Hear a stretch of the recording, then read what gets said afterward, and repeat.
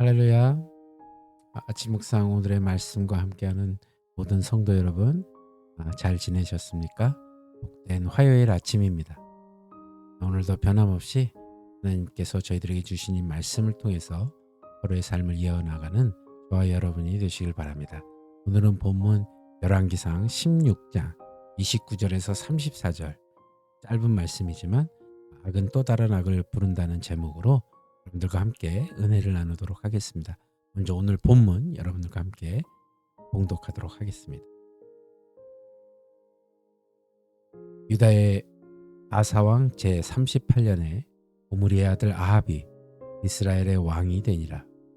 오므리의 아들 아합이 사마리아에서 22년 동안 이스라엘을 다스리니라.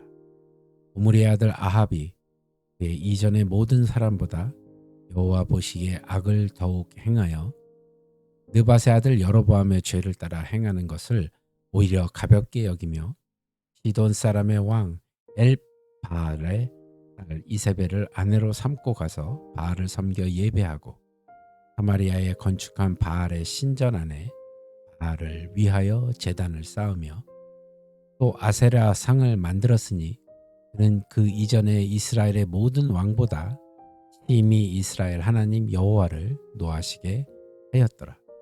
그 시대에 베델 사람 히엘이 여리고를 건축하였는데 그가 그 터를 쌓을 때에 맏아들 아비람을 잃었고 그 성문을 세울 때에 막내 아들 수굽을 잃었으니 여호와께서 눈의 아들 여호수아를 통하여 하신 말씀과 같이 되었더라. 아멘. 오늘 말씀은 여로보암에게 선고된 심판의 예언이요. 그의 아들 나답 때 이루어져 그의 왕조는 막을 내리게 됩니다. 그 심판의 도구로 사용되었던 바하사 왕조 역시 그 아들 엘라 때 끝이 나게 됩니다. 북이스라엘에는 이렇게 사람의 인기에 기반한 약육강식의 통치가 이루어졌습니다. 왕조가 바뀌어도요. 왕들은 서로 경쟁이라도 하듯이 앞다투어 이전 왕들의 악에 더한 악을 쌓아가면서 여로보암의 길을 걸어감으로써 하나님의 진노를 더해가는 것을 볼 수가 있습니다. 오늘 오므리의 뒤를 이어서 왕이 된 아합은 외교술이 뛰어났기 때문에 그 외교술로 나라를 부강하게 하면서 22년이라는 기간을 통치하게 됩니다. 그러면서 오므리 왕조의 명성은 더욱더 높아졌죠. 그러나 이 왕의 능력과 나라의 번영이 이스라엘의 기반이 될 수는 없었습니다. 악이 또 다른 악을 부르듯이 아합은 오히려 이전의 왕들보다 더한 악을 행했던 아버지를 능가해 악을 더 쌓는, 요즘 말로 하면 빌런이 됩니다. 이전 왕조들의 죄가 오히려 가볍게 여겨질 정도로 아합은 우상 숭배에 힘을 썼는데요. 그 악행이 얼마나 심한지 악의 평가의 기준이 바뀌어버릴 정도였습니다. 열왕기 하 8장 27절에 보면 이런 말씀이 기록되어 있습니다. 아하시아가 아합의 길로 향하여 아합의 집과 같이 여호와 보시기에 악을 행하였으니 그는 아합의 집에 타이가 되었음이러라. 악의 평가 기준이요. 이전에는 여로보암의 길을 행했다 이렇게 표현을 했었는데 이제는 아합의 집과 같이 행했다라는 표현으로 바뀌게 되는 것을 볼 수 있습니다. 그러니까 아합의 악행은요. 시돈의 왕 엣바알의 딸 이세벨을 아내로 맞이하면서 정말 절정에 달하게 됩니다. 엣바알이라는 그 이름의 뜻이요. 바알과 함께하는 자라는 뜻입니다. 결국 그런 자의 딸을 아내로 맞아들였죠. 그래서 그의 딸 이세벨은 아합과 정략 결혼을 한 후에 여호와 신앙을 바알의 신앙으로 대체하고자 사마리아를 바알 숭배의 중심지로 만들기 위해 아주 전력을 기울인 모습을 볼 수 있습니다. 뿐만 아니라 고대 셈족이 섬기던 다산의 여신인 아세라 목상을 만들어서 이교적 제의까지 그런 제의 행위까지 서슴지 않으면서 하나님의 진노를 더욱더 가중시키게 됩니다. 이 아합의 우상 정책은 그의 정치력을 지지하는 세력의 등을 잇고 파죽지세로 진행이 되게 됩니다.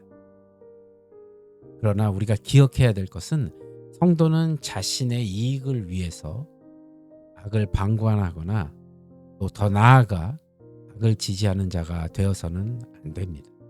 오직 하나님의 공의를 따라 행하는 저와 여러분이 되어야 할 것입니다. 북이스라엘 백성은 부유한 삶이 그 우상이 준 복이라고 착각을 했는지 아합의 이 우상 숭배 정책에 동조하게 됩니다. 그들은 풍요로움을 누리며 살았지만 오히려 영적 상태는 최악으로 치닫고 있었죠. 과거 이스라엘 민족이 가나안 땅을 정복할 때 하나님의 심판으로 여리고성이 무너진 것을 우리가 알 수 있습니다.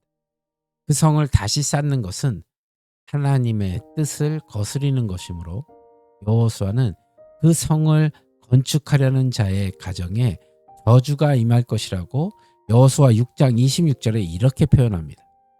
여호수아가 그때 맹세로 무리를 경계하여 가로되 이 여리고성을 누구든지 일어나서 건축하는 자는 여호와 앞에서 저주를 받을 것이라. 그 기초를 쌓을 때에 장자를 잃을 것이요 문을 세울 때에 계자를 잃으리라 하였더라. 이렇게 기록된 것과 같이 하나님의 역사도 하나님의 심판의 경고도 잊고 살아가는 이런 영적 암흑시대의 왕 아합은 파괴된 채로 방치되었던 여리고성을 재건하는 것을 추진하게 됩니다. 북이스라엘의 국경 지역이었던 여리고에 성을 다시 쌓아 올림으로써 군사적 요충지로 사용하고자 했던 것이죠. 그러나 앞서 언급드렸던 것처럼 하나님의 심판의 예언은 오랜 기간이 흘렀다고 바뀌거나 지어지거나 없어지지 않는다는 것을 기억하십시오. 여호수아의 예언대로 여리고 성 재건 책임자였던 베델 사람 히엘의 가정에 아들을 잃는 저주가 임하게 되죠. 오늘 본문에 나와 있습니다. 이것처럼 악이 악을 부르고 큰 악이 쌓여가면서 사람들이 악에서 삶의 유익을 찾는 영적 어둠의 시대에 하나님은 여전히 살아 역사하시며 말씀을 성취하시는 신실하시고 전능하신 분이심을 보여주고 계십니다. 악이 관영한 세상 속에서 그 악에 동조하고 따라가는 길과 또한 악을 거부하며 싸우는 이 두 가지 길이 있습니다. 성도는 하나님 나라의 군사로 악과 싸워 하나님의 영광을 이 시대에 나타나야 합니다. 성경이 지옥을 무저갱으로, 즉 밑바닥 없이 한없이 추락하는 곳으로 묘사한 것처럼 악은 그 끝이 없습니다. 악은 또 다른 악을 부릅니다. 오므리는 이전보다 더한 악을 행했다고 평가받지만 그의 뒤를 이어 왕이 된 아합은요, 그 악행의 기록을 병신하는 지경에 이릅니다.